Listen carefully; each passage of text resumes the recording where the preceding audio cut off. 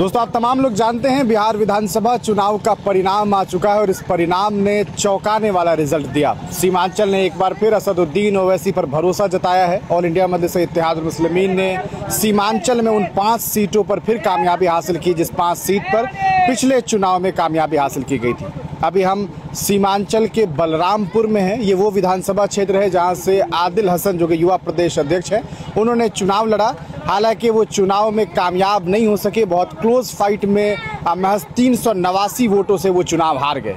हालांकि इस चुनाव के हार के बाद AIMIM के समर्थकों ने यह आरोप लगाया कि आदिल हसन चुनाव जीते हुए थे, उन्हें जानबूझ करके हराया गया।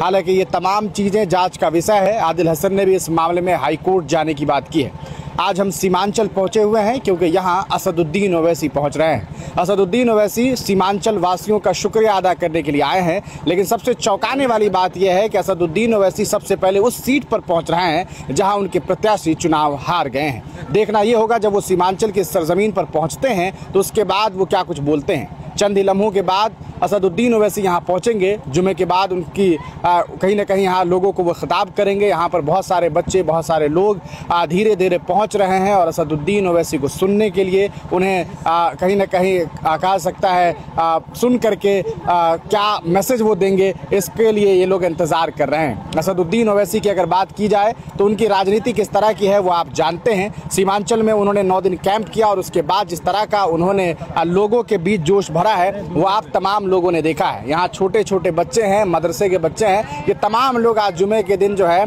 यहाँ पहुँच गए हैं ताकि वो लोगों के बीच बैठ करके असदुद्दीन ओवैसी को सुन सके। ओवैसी साहब जब यहाँ पहुँचेंगे तो देखना यह है कि सीमांचल की राजनीति पर वो क्या कुछ बोलते हैं और ख़ास करके जिस तरह से यहाँ पर महागठबंधन चुनाव हारी है, महज 25 सीटों पर ये पार्टी पैक हो गई है, तो क्या कुछ उस पार्टी से बात करते हैं, उस पार्टी को लेकर के बात करते हैं, ये वक्त बताएगा। दोस्तों, अभी बलरामपुर में है और यहाँ असदुद्दीन ओवैसी कुछ ही लम्हों के बाद पहुँचने वाले हैं और सीमांचल वासियों का शुक्रिया अदा करने वाले हैं। यहाँ पर मिथिलांचल की सरजमीन से सीमांचल पहुंचे हैं अनीसुर रहमान साहब। आप जानते होंगे केवटी विधानसभा क्षेत्र से प्रत्याशी थे और काफ़ी चर्चे में रहे क्योंकि वहां जो सिटिंग कहा जा सकता है वहां पर जो MLA के प्रत्याशी थे राष्ट्रीय जनता दल के अली अशरफ फातमी के पुत्र फराज फातमी थे और वो चुनाव हारे हैं। आरोप ये भी है कि भाई मजलिस वालों ने उन्हें हरा दिया और इस तरह की बातें चर्चाएँ भी है। यहाँ पहुँचे अनीसुर रहमान साहब, क्या यहाँ आप सीमांचल में पहुँचे हैं, क्या कुछ मैसेज देंगे? सबसे पहले तो सीमांचल में आपका बहुत बहुत स्वागत है और ये सीमांचल मेरा घर है तो इसीलिए जो है मैं आपका स्वागत कर रहा हूँ। मिथिलांचल से आप सीमांचल में घर बना लिए? नहीं, बिल्कुल, ये हमारा ये हिंदुस्तान का हिस्सा है और एक बिहार का ये बहुत मतलब हिस्सा है। तो हम लोग सीमांचल, मिथिलांचल, पूर्वांचल नहीं करने वाले लोग हैं। एक बिहार और एक हिंदुस्तान के रहने वाले हैं। इसलिए ख़ासकर जो है आप ही पत्रकार बंधु हमेशा जो है सीमांचल की बात करते हैं, पूर्वांचल की बात करते हैं, तो इसीलिए मैं जो है आपको जो है सीमांचल में आपका स्वागत किया हूँ मैं। चलिए, सीमांचल की गुर्बत, सीमांचल की कहानी तमाम दुनिया देख रही है। इस बार कहीं ना कहीं एक बार फिर असदुद्दीन ओवैसी को कामयाबी मिली। शुरू में ऐसा लग रहा था कि शायद सीट कम होंगे, लेकिन अंत में असदुद्दीन ओवैसी एक हफ्ता सीमांचल में वक्त गुजारते हैं और आप 5 विधानसभा सीट पर कामयाबी हासिल करते हैं जहां पिछली बार अभी आप लोगों ने कामयाबी हासिल की थी। मिथिलांचल में भी आप लोग चुनाव लड़े और वहाँ क्या रिजल्ट रहा सब कुछ हम लोगों ने देखा। क्या लग रहा है, जनता इस तरफ यकीन कर रही है? हालांकि आपको बता दें, आरोप है कि आप लोगों की वजह से बिहार में ध्रुवीकरण शुरू हो गया है। देखिए, हम तो इस बार पिछली बार लड़े हैं 2020 में और 2025 में लड़ रहे हैं। इससे पहले कौन ध्रुवीकरण कर रहा था? मुझे आप आश्चर्य होगा कि राष्ट्रीय जनता दल और कांग्रेस जो है फ्रेंडली फाइट कर रही है। बताइए, आप एक जो है एक ताकत से लड़ रहे हैं, वो हिंदुस्तान की सांप्रदायिक ताकत से लड़ रहे हैं और उसके बाद आप फ्रेंडली मैच खेल रहे हैं तो आपका 15 से 18 सीट तो वहीं आपकी चली गई जहाँ राजद भी खड़ी है, कांग्रेस भी खड़ी है, CPI भी खड़ी है। और दूसरी बात, अगर मुझे फिक्र थी इस देश को बचाने के लिए, तभी हम गए थे तेजस्वी यादव के घर तक कि आप मुझे गठबंधन मिले और देश में, बिहार में जो है वोट का बंटवारा से रोका जाए, वोट का जो विभाजन हो रहा था उससे रोका जाए। लेकिन वो लोग बिल्कुल ही जो है अलग ही घमंड में थे।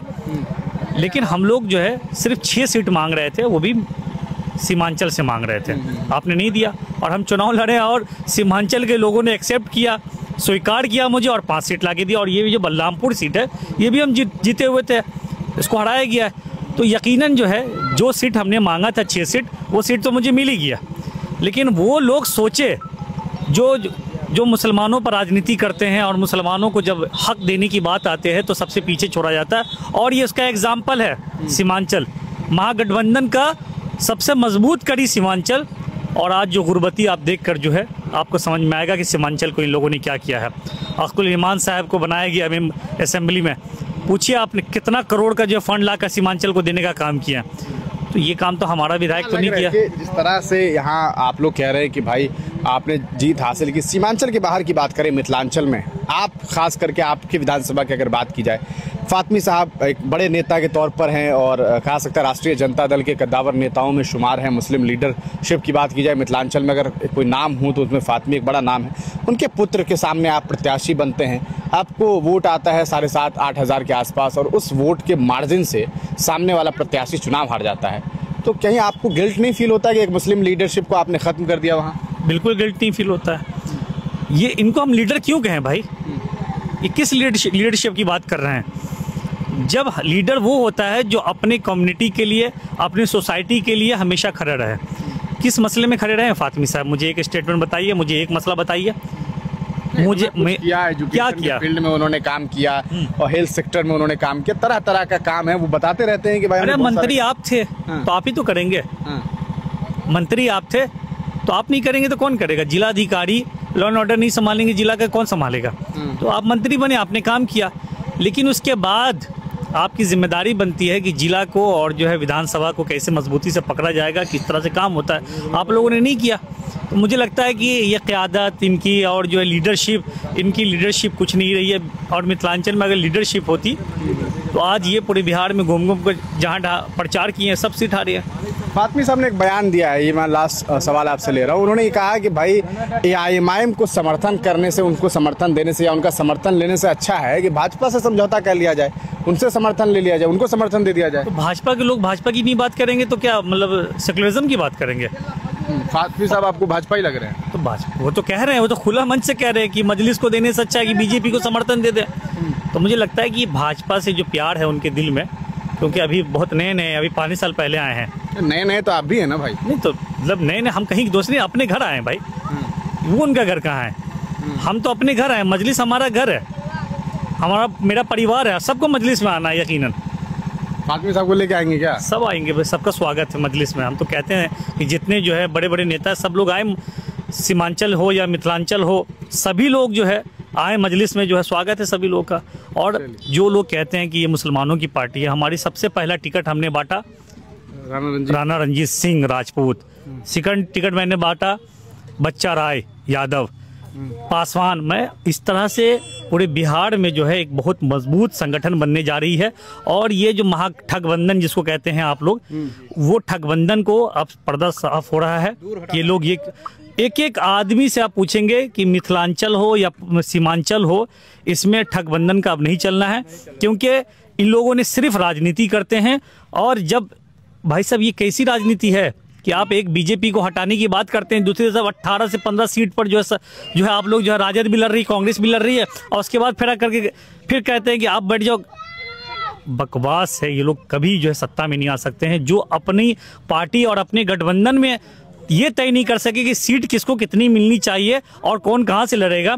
वो क्या मतलब बिहार की राजनीति और बिहार की सियासत करेंगे ये लोग। चलिए, तो ये कहीं न कहीं हालात है शहर खास तौर सीमांचल में कामयाबी के बाद मजलिस इत्तेहाद मुस्लिमीन के जो नेता हैं बहुत दमखम से बोल रहे हैं। अली अशरफ फातमी जैसे कद्दावर नेता जो राष्ट्रीय जनता दल से जुड़े हुए हैं, आज कहीं न कहीं वो AIMIM पर बड़ा आरोप लगा रहे हैं। वक्त के साथ ये तय होगा कि जनता का झुकाव किस तरफ है, लेकिन रिजल्ट ने ये बताया है कि सीमांचल असदुद्दीन ओवैसी के साथ है।